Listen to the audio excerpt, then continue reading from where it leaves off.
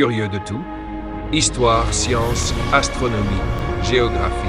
Ici, on apprend un peu de tout sans jamais s'ennuyer.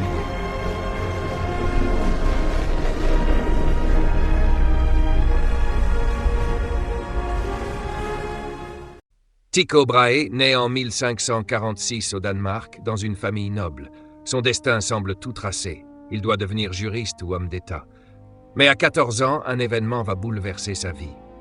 Le 21 août 1560, il assiste à une éclipse totale de soleil, parfaitement prédite par les astronomes. Pour Tycho, c'est un choc presque mystique. Comment l'être humain peut-il prévoir avec une telle précision un phénomène céleste ? Contre la volonté de sa famille, il se met à étudier l'astronomie en secret. À l'époque, les instruments sont rudimentaires. Pas de télescope. Il n'existe pas encore. Tout se fait à l'œil nu, avec des règles, des cadrans et des sphères. Mais Tycho a un talent exceptionnel, une précision obsessionnelle. Là où les autres se contentent d'approximations, lui veut mesurer le ciel avec une exactitude jamais atteinte. Sa vie bascule une seconde fois en 1566, lors d'un duel absurde avec un cousin, à la suite d'une dispute mathématique. Un coup d'épée lui arrache le nez. Tycho portera toute sa vie une prothèse métallique, probablement en laiton, contrairement à la légende de l'or. Ce détail, loin d'être anecdotique, contribue à forger son personnage. Excentrique, fier, théâtral. En 1572, Tycho observe un événement extraordinaire. Une nouvelle étoile apparaît dans le ciel, si brillante qu'on la voit en plein jour. Or, selon Aristote, le ciel est parfait et immuable. Rien de nouveau ne peut y naître. Tycho démontre, mesure à l'appui, que cette étoile est bien au-delà de la Lune. C'est une révolution intellectuelle. En réalité, il s'agit d'une supernova, mais à l'époque, personne ne le sait encore. Le roi du Danemark, impressionné, lui offre des moyens immenses, une île entière, Hven, où Tycho fait construire Uraniborg, le plus grand observatoire du monde. C'est un véritable palais de la science. Jardin, atelier, imprimerie, instruments géants, logements pour assistants. Tycho y vit comme un seigneur entouré d'élèves, d'animaux exotiques.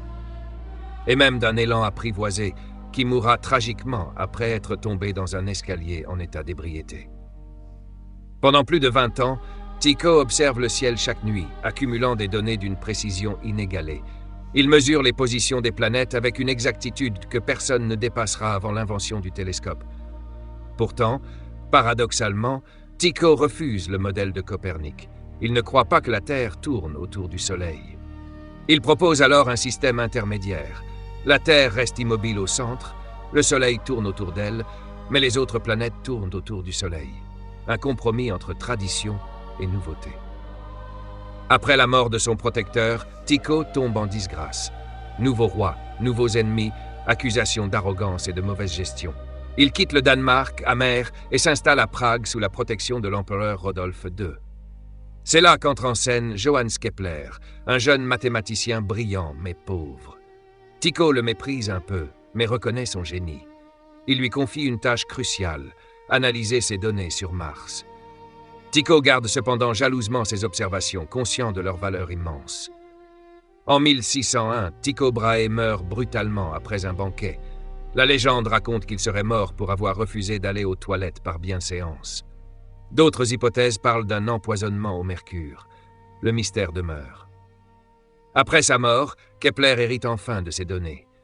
Et grâce à elles, il découvre les 3 lois du mouvement des planètes, prouvant définitivement que les orbites sont elliptiques et que Copernic avait raison. Sans Tycho, Kepler n'aurait jamais pu accomplir cela. Tycho Brahe n'a donc jamais accepté la révolution qui l'a rendu possible. Mais c'est précisément ce paradoxe qui fait sa grandeur. La connaissance, ça se partage. Abonne-toi, like et partage pour continuer à explorer le monde avec les petits savoirs.